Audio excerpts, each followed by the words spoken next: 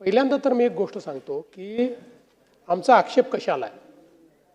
आता टिपू सुलतान चांगले होते का वाईट होते याच्यावर आक्षेपच नाही, त्याच्यावर चर्चा कितीही करू.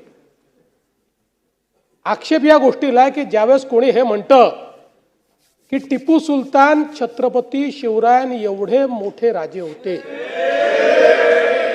याला आक्षेप आहे. ज्यावेळी असं म्हटलं जातं की छत्रपती शिवरायां एवढाच गुणगान टिपू सुलतानचा केला पाहिजे, त्याला आक्षेप आहे.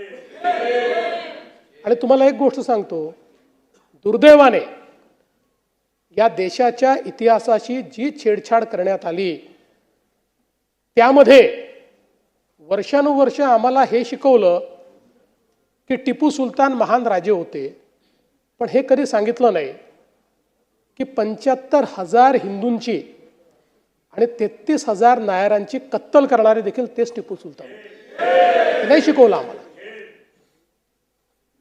ते इंग्रजांशी लढले सांगितलं, पण कशा करता लढले? स्वतःचं राज्य वाचवायला लढले. आता खरा इतिहास ज्यावेळेस सापडतोय,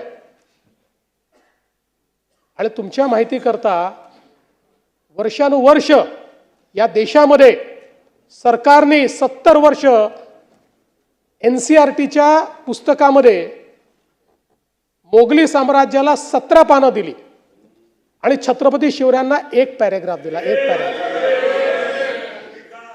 आता मोदी सरकारने